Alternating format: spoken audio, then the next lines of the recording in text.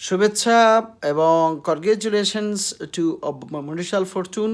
তাদের এই যে উইনিংটা নেওয়ার জন্য, বিশেষ করে ক্রিকেটের যে জয় হলো, এই ক্রিকেটের জয়ে যে তাদের উইনিং, তারা যে সেকেন্ড টাইম তারা যে এটাকে অ্যাচিভমেন্ট করলো, এর জন্য আমার পলিটিক্যাল ইনসাইড ওয়ার্ল্ডের পক্ষ থেকে এবং আমার চ্যানেলের পক্ষ থেকে শুভেচ্ছা।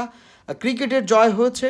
আমাদের বাংলাদেশে ক্রিকেট নিয়ে বেশ কিছু সমস্যা ছিল, সেই সমস্যাগুলো আমরা কাটিয়ে উঠতে পেরেছি এবং আজকের এই ক্রিকেট প্রমাণ করে যে বাংলাদেশের জনগণ সত্যিকার অর্থে ক্রিকেট প্রেমী, তারা ক্রিকেটকে ভালোবাসে। আগামীর বাংলাদেশ উন্মাদনার, বিশেষ করে স্পোর্টসের বাংলাদেশ, আগামী বাংলাদেশ সত্যিকার হচ্ছে তরুণ প্রজন্মের বাংলাদেশ।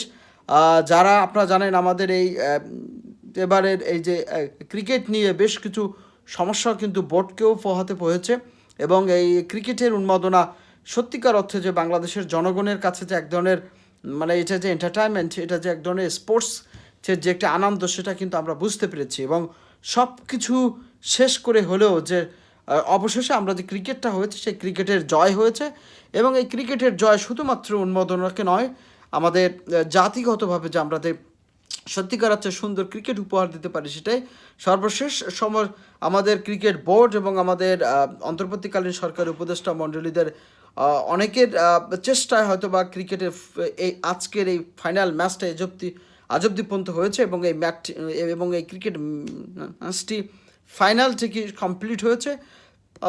এবং আমি সাথে সাথে সকল ক্রিকেটার যারা অংশগ্রহণ করেছেন, আই ওয়েলকাম এভরিবডি এবং আগামীতে আমাদের বাংলাদেশের ক্রিকেট আরও নতুন উন্মাদনা দিবে এই প্রত্যাশা করি। যারা আমার চ্যানেলটি দেখছেন, প্লিজ সাবস্ক্রাইব আওয়ার চ্যানেল। আমি আজকের এই ক্রিকেটকে এই পর্যন্ত আনার জন্য সকল সরকারি বেসরকারি বিভিন্ন অর্গানাইজেশন, সাংবাদিক বন্ধু, যারা বিভিন্ন কন্টেন্ট ক্রিয়েটার আমাদের মতন বা অনেক আইন শৃঙ্খলা রক্ষাকারী বাহিনী এবং সকল প্রকার টিম ম্যানেজমেন্ট, ফরেন যারা ক্রিকেটার আছেন, দেশি ক্রিকেটার, ফরেন মেন্টর, দেশি মেন্টর সহ কোচ, সকলকে জানাই আমাদের চ্যানেল এবং আমার এই এই প্ল্যাটফর্ম থেকে সকলকে শুভেচ্ছা। সবাই ভালো থাকবেন এবং আগামীতে এই উন্মাদনা ছড়িয়ে পড়ুক সারা বাংলাদেশে। ক্রিকেটের এই নতুন দ্বার আমাদের আগামীতে ফুটবলে, বিশেষ করে হামজা চৌধুরীর মতন ক্রিকেটাররা যখন বাংলাদেশে তারা খেলতে চেয়েছেন বা খেলবে,